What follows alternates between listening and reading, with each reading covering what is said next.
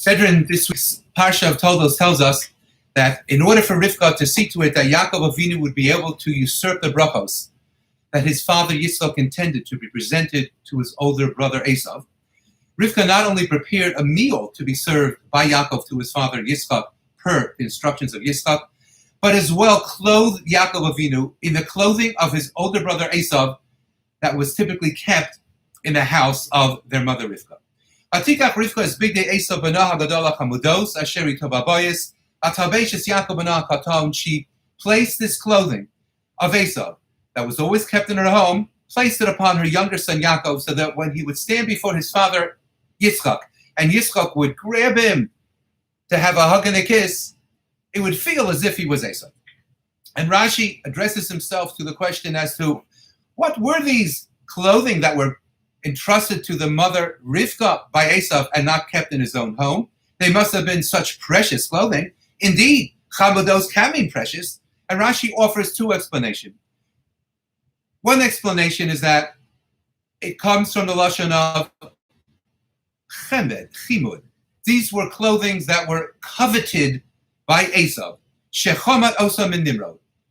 Esav saw that Nimrod, who was a mighty hunter before HaKadosh Baruch Hu, had this article of clothing that had pictures of animals upon it. And when the animals in the field that were being hunted by Nimrod would see the animals on the clothing worn by Nimrod, they would come running thinking that it was another animal, one of their species. And as they got closer, of course, it would be so much easier for Nimrod to capture them or to kill them. And Esav said, well, I'm going to be a hunter. I need that clothing. And therefore, he coveted the clothing and he killed Nimrod, stealing it from him.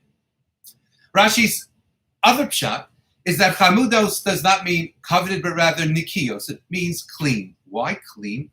So the Medrash tells us that Rabbi Shimon Gamliel, who was a wonderful son and engaged in unlimited respect and honoring and serving of his parents, but Rabbi Shimon Gamliel said, Kol yomai hayisi mishamesh es Abba, I have served for my whole life with the greatest sense of kibbut ava my father.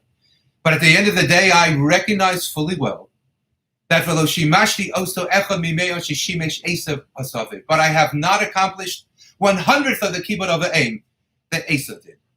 Because when I served my father, and I got dirty in the kitchen, and I was unquestionably sweated up, no doubt, I readied the food and then I presented it to my father. And when I left his house, I changed my clothing to go out into the street wearing clean clothing. But when Esav would prepare food for his father, and indeed he would be dirty, and indeed he would be sweaty, he then first changed into big day malchus, kingly clothing. And in that kingly clothing, he would serve his father. Two pshatim offered by Rashi. But listen to what the Rashbam says. Says the Rashbam, big day Esav b'nah hagadol hachamudos, says the Rashbam, shehaya oved bahen aviv b'shas hachila. This was clothing that Esav used to wear when he would serve his father when his father ate. Now, indeed, very likely the Rashbam is saying the exact same thing that Rashi is saying in the pshat of chamudos meaning nikios, clean, that is really mentioned by Targum Onkelos Dach Yasa. But I think that the Rashbam may be saying something else. The Rashbam may be saying, you know why this clothing was so precious to Esav? And he kept it in the home of his mother and wouldn't even permit it to be at home, to be misused by his wives? Because these were clothing, shehaya oved bahen aviv b'shas hachila. These were clothing that he would put on when he would serve his father. And Esav knew and appreciated fully well that in the derech hachayim, as we go through life, it's the parent who earns the food, who earns the money to buy the food, who prepares the food, and who serves it to his or her children. But there comes a day, unfortunately, when the parent is already old and can no longer shop for the food and can no longer prepare food to serve to one's children, and even reaches a day when he or she cannot even prepare the food for oneself. And that's when some of the most challenging and deepest and most rewarding and meaningful kibbut of the aim comes into play. When it's the child who has to shop for the food, go into the field, capture and slaughter the animal, bring it home, prepare it in the kitchen, and then go to the table, place it on the table, and even help the parent place it in his or her mouth and clean up afterwards. And it could be trying, and it could be exasperating. The parent may not like what's being served for lunch or for dinner. The parent may make a mess. The parent may need all kinds of assistance. But that kibbut of aim, that's malchus. That's malchus. And therefore, when Esau was ready to serve his father Yitzchak after he had prepared the food, he went and he changed into his big day malchus, clothing that he received from Nimrod, that he had received in turn from Adam, because it was a kingly opportunity. Do you want to know what Esau coveted?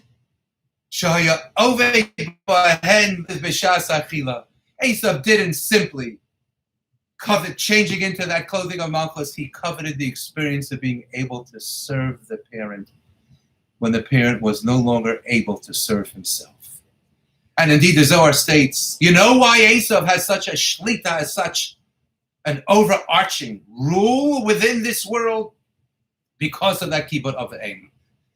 All of us were raised to know that in Seres HaDibros, one of the most horrific of the Dibros on the left-hand side of the Lavin of the Yisurim is Losaf mode. We're not supposed to covet what belongs to others. But we're permitted to covet that which really belongs to ourselves to act upon and to do.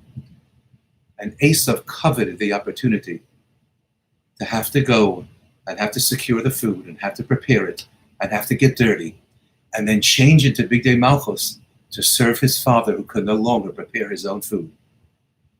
Every so often in life, I think it's important that all of us take a step back and ask ourselves, what do we covet?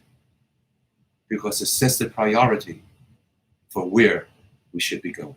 Have a wonderful Shabbos.